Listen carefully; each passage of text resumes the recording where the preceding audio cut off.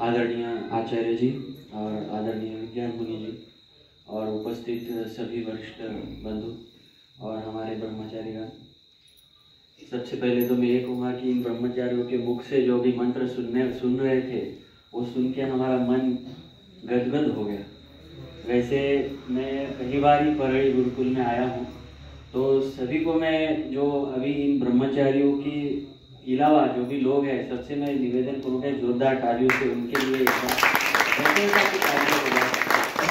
और सबसे पहला भजन जो बालक जयदेव था उसने भी बहुत बढ़िया दिल को छूने वाला भजन गाया था। और जिस ढंग से जिस तरीके से गाया था उसने, उसे देख के ये लगता है कि गुरुकुल में बहुत ही बढ़िया तरीके से प्रशिक्षण दिया जाता है।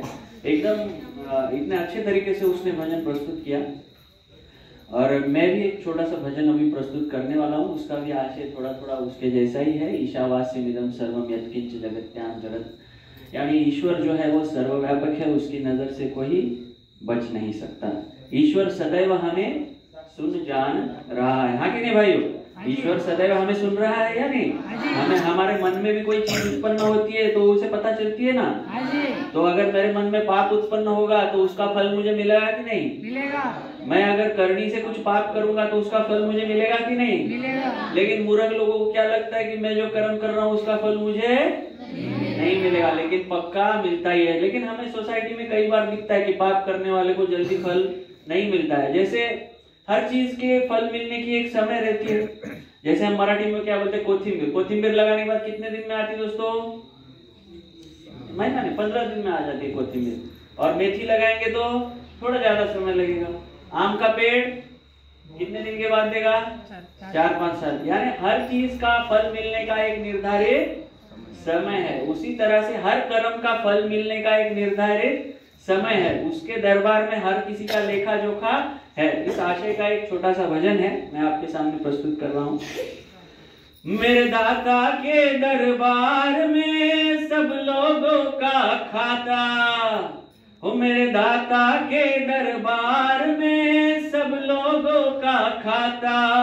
जो कोई जैसी करनी करता हो, जो कोई जैसी करनी करता वैसा ही फल पाता। मेरे दाता के दरबार में सब लोगों का खाता, मेरे दाता के दरबार में सब लोगों का खाता। क्या साधु क्या संत गृहस्थी, क्या राजा क्या रानी, प्रभु ने लिखी है सबकी कर्म कहानी। अंतर्यामी अंदर बैठा हो, अंतर्यामी अंदर बैठा सबका हिसाब लगा। मेरे दाता के दरबार में सब लोगों का खाता, मेरे दाता के दरबार में सब लोगों का खाता। बड़े बड़े कानून प्रभु के, बड़ी बड़ी मर्यादा, किसी को कौड़ी कम नहीं मिलती, मिले न पाई ज्यादा। इसीलिए तो वह दुनिया का हो, इसीलिए तो वह दुनिया का जगत पिता कहलाता। मेरे दाता के दरबार में सब लोगों का खाता, मेरे दाता के दरबार में सब लोगों का खाता। मेरे भाइयों, अगली पंक्ति बड़ी ध्यान देकर सुनना। हम सोसाइटी में देखते हैं कई बार हमारे हाथों से कोई गलती हो जाती है। मान लो कोई सिग्नल तोड़ देता है, कुछ गलती हो जाती है, तो सरकारी अफसर पुलिस वाला आता है, हमें बोलता है कि चलन काटना पड़ेगा। तो हम बोलते हैं चलन कितने का कटेगा? 2000 का कटेगा। तो वो तुरंत बोलता है 100 रुपया दे दो और चलन के बिना ही चले जाओ। यानी वो उधर क्या दे रहा है? रिश्वत दे रहा है। तो मान लो मैंने कोई पाप कर्म कर लिया और भगवान के दरबार में जाके मैं उसको कुछ रिश्वत दे के उस पाप कर्म के फल से मुझे छुटकारा मिल पाएगा? नहीं। तो अगली पंक्ति वही कहती है, चले न उसके आगे रिश्वत, चले नहीं चालाकी, उसकी लेन देन की बंदे रीति बड़ी है बाकी।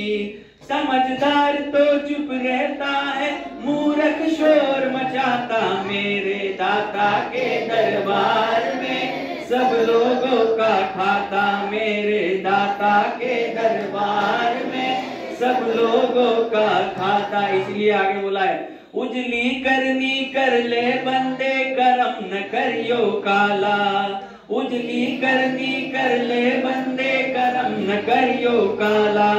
लाख आंख से देख रहा है तुझे देखने वाला, उसकी तेज नजर से बंदे कोई नहीं बच पाता। मेरे दाता के दरबार में सब लोगों का खाता, मेरे दाता के दरबार में सब लोगों का खाता।